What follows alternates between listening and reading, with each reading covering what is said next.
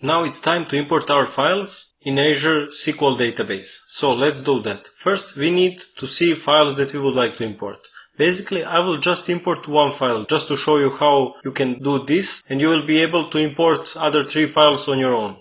So let's click on this Containers tab. And here we will be able to see our containers. Let's click on this Transform Data. And now let's, for example, import this payment method. If I click on this, I will be able to see my data. Okay, now as you can see, I have 2 columns here. Payment method ID and payment method. So I'm going to create these 2 columns in my database. So let's go to SQL Server Management Studio. And now I'm going to click on this option New Query. Okay, perfect. Now let's paste those 2 values, and those will be our columns. First, I'm going to type create table. Table name will be payment method, for example. Payment method. Open parentheses, and for this one,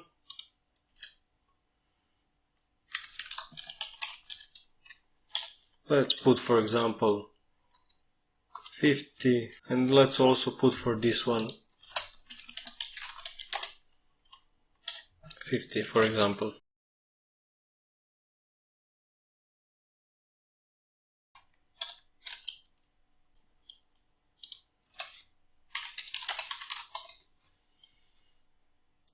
If I execute this code, I will need to change this, yes. So let's try like this. And now we successfully created our table. And now we need to import that table from Azure Data Lake Storage to this table that we created now. So let's go back to Azure Portal. Let's click on Home. And now let's go to Azure Data Lake Storage account. Containers. And transform data. So basically we will be importing this file here, and now let's do that. For that purpose we are going to be using Azure Data Factory. So let's click on Azure Data Factory. I'm going to click on this option here.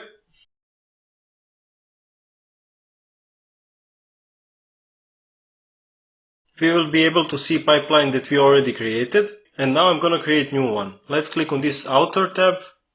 And let's click on this plus sign. Pipeline. Okay, let's create a new one.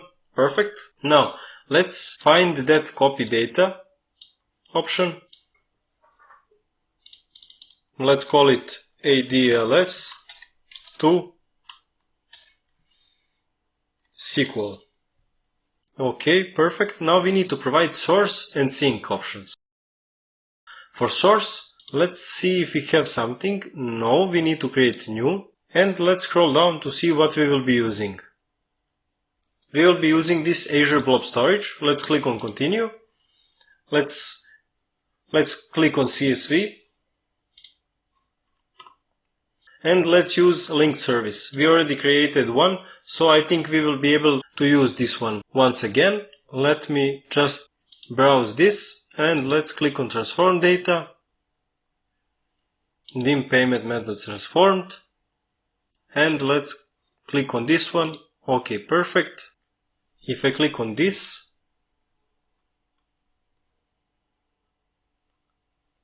I will be able to establish my connection, but let's see if it's properly established. Let's click on Preview Data, and now we are able to see our data, which means that this connection is successful.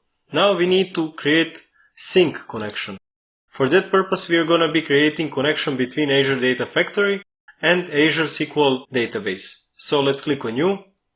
Let's type Azure SQL database, continue. For this link service, we are going to be creating new. And let's scroll down. We need to provide server name. It's our server here. Database name. It's this one. Also for this authentication type, let's choose SQL authentication, and now we need to provide username and password.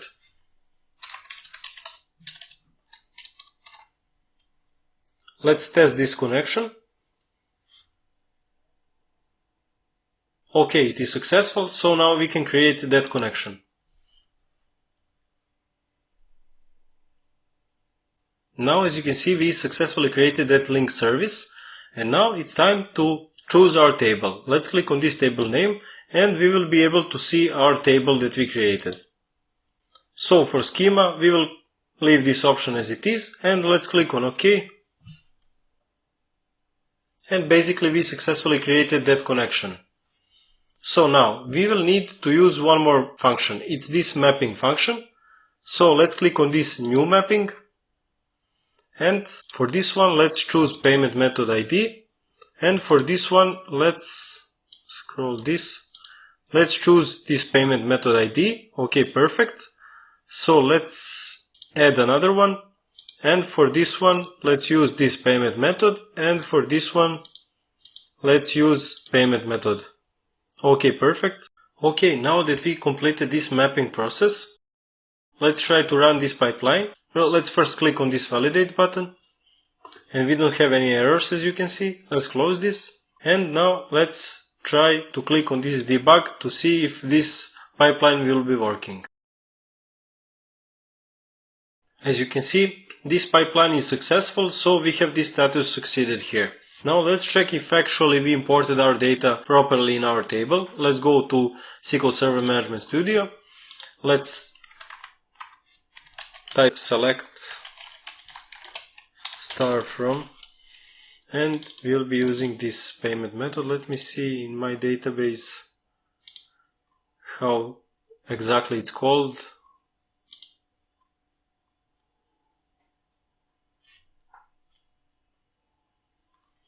TBO payment method basically. So let's run this, execute it. Our table is successfully imported and we basically completed this part. Let me just create another table just to show you one more time full process. It will be easier for you to understand it. So let's click on this home tab and let's go to our data lake storage account. On containers, transform data, and now this time let's use for example these customers. It is bigger table, so let's see if I click on that.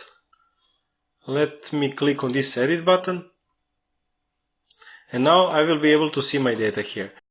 Now let me copy column names and let's go to SQL Server Management Studio.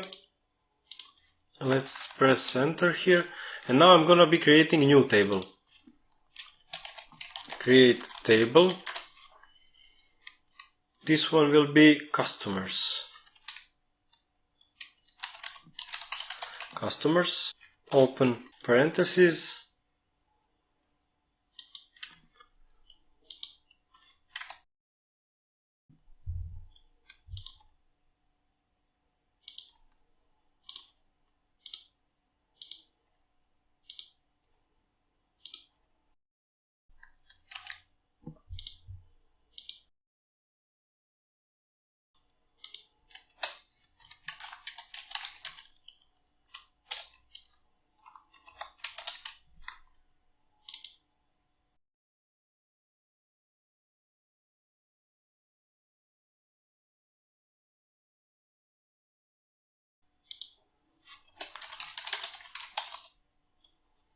As you can see, for data types I'm using varchar. Basically you can create your table with proper data types. For example, for age you will have integer or something like that, but this is just for quick demonstration. So let's create this table.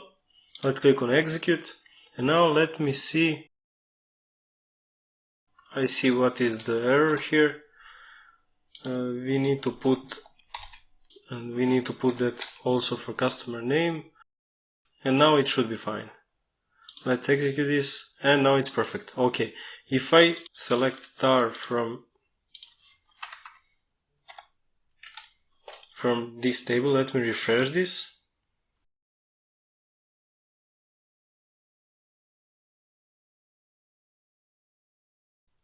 databases. This is my database. Tables. And if I use this table here, if I read everything from that table, I will be able to see that I only have column names. As you can see, we have only column names here. Okay, perfect. Now we need to import that data once again. So let's go back to Azure portal, Home tab, and basically from Azure Data Lake Storage account we will be again importing into SQL database. So let's go to Azure Data Factory. Let's do one more copy data. And now let's just copy data 2, for example. This is not important in this case, but you will need to provide name for your copy data activity. We need to provide source and sink, of course, and later on we will be working also on mapping. So let's click on this source. Let's create new. Azure Blob Storage, continue. CSV file. Linked service we already have. And now I'm gonna need to find my file here. Transform data. Dim customers. And this one is our CSV file. Click on OK. We will leave this as it is because we already have first header. So we will leave this option checked. And also I'm gonna import schema from connection. Let's click on OK. And now source is completed. Let's preview our data. Okay, perfect. We successfully imported our data into Azure Data Factory. Now we need to load the data into our database, basically in our table that we created in SQL Server Management Studio. So let's click on sync. Basically we will need to create new because we have new table. So a SQL database, Azure SQL database. This is our option. Continue. You can change this name, but I will leave it as it is for now. And for linked service, let's choose that existing one. And we will just need to create another table. Instead of payment method, this time we will be using these customers. That is table that we just created. I'm gonna be using this import schema again. Click on OK. And now this sync is completed.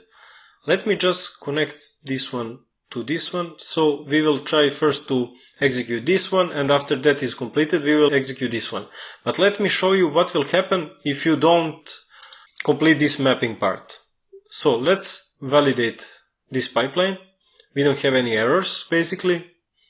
And let's click on this debug. And now we will be able to see this part first completed. This part will fail because we didn't map our data properly. So as you can see, this first part is completed, this one here, which is expected, and now we will expect this one to fail. So let's see, currently it's in progress, and let's see if it will work as we expected. Yes, basically this second one is failed. If I click on this error here, I'll be able to see message. So basically I have some code for this error and so on, but this part is important. The column customer ID is not found in target side. Basically, Azure Data Factory doesn't know which customer ID we would like to use in that target table. So the reason for that is because column names from source table are different from column names from target table. So basically that's the only reason. And now let's complete that mapping part. If I click on that, if I click on mapping, I'm gonna click on this new mapping. First, I'm gonna use customer ID, and now I will be able to provide customer ID here. As you can see, those column names are different.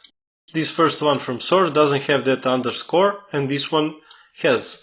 So we need to map all these columns. Let's click on this new one. We will add multiple of them. For this one, let's choose customer name. For this one, let's choose customer, basically type. And also we have city.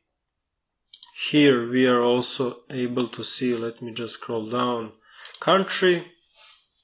Let me add a few more these. Country, after country we could also include this one. longitude, and let me see what else we have. Longitude, age and gender. Okay, age, and we need one more. It will be gender.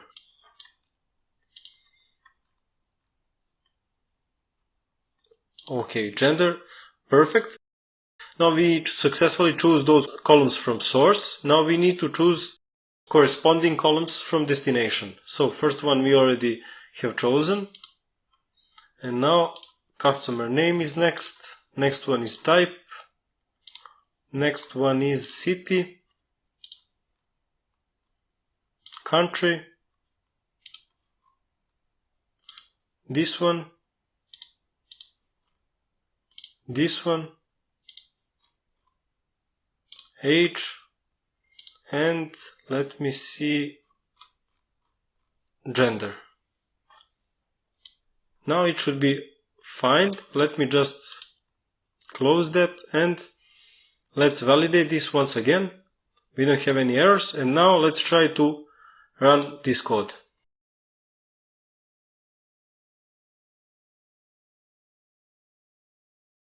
And now this time both of these are successfully completed.